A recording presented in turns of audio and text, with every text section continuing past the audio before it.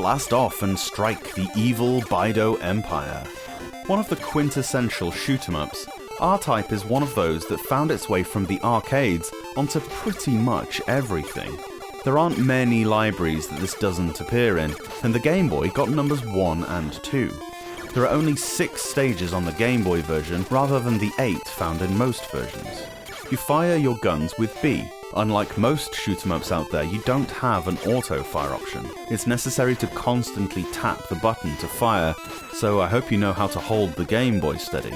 Rather, holding B charges up your weapon. The longer you hold it, the stronger it'll be, up to the point where the gauge along the bottom fills up, firing this very powerful laser shot that drives through everything in a line without dissipating.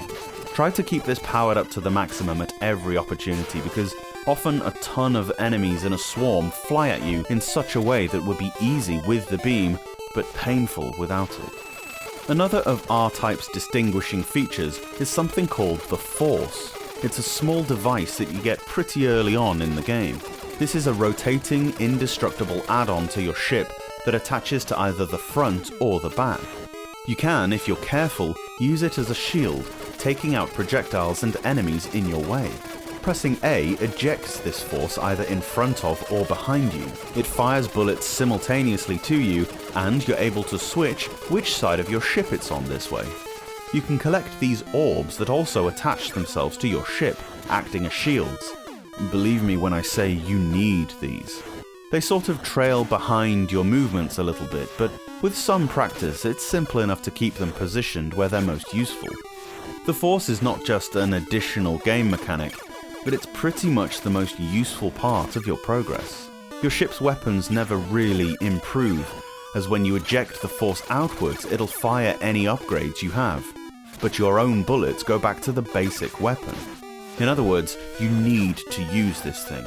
There are fortunately plenty of collectibles that will strengthen what you've got going on there. Amongst others, there are missile upgrades, these diagonal laser show things that decimate almost everything, and all of these power-ups are handily numbered so you know what's what. Possibly the best thing about this Force, though, is the ability to fire it outwards and direct it into a weak spot of these massive bosses. It'll do a lot of damage per tick by just being lodged in there, plus of course you're firing bullets as well. The bosses have a lot of HP, so this is a very useful tactic. What we have here is an absolutely stunning looking game. There are fewer better in the whole library, with a gorgeous level of detail and tons of sprites on screen with a really respectable lack of flickering.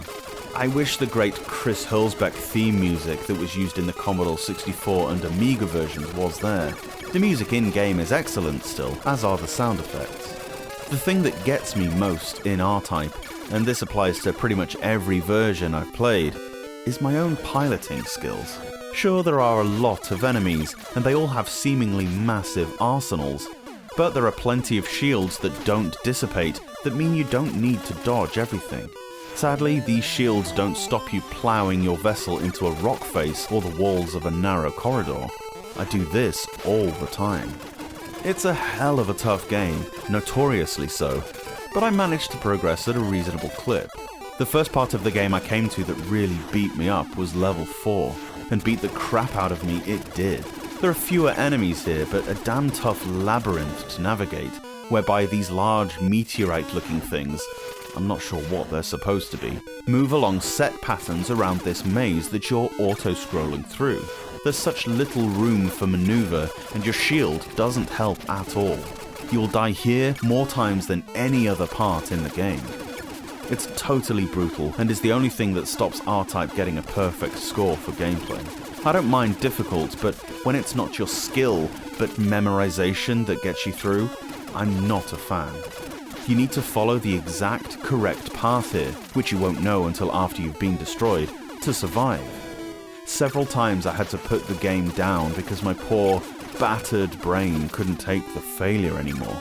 I persisted though. I'm not ashamed to say I methodically wrote the path down, and getting through that section has become such a proud memory that I'm actually kind of fearful to attempt it again. R-Type is hard work, and I love it to bits, but damn me do I need some time off from it.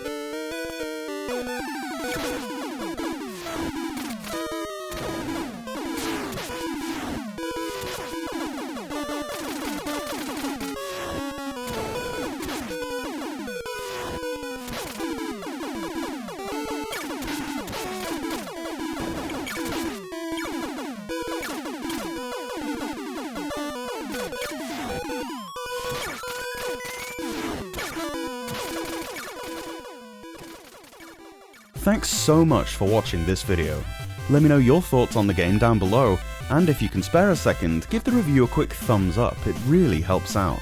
Subscribe to the Portable Power Podcast for a new Game Boy review every day from Monday to Friday. Or alternatively, new episodes of the podcast drop every Saturday and Sunday on whichever platform you get your pods. See you later on.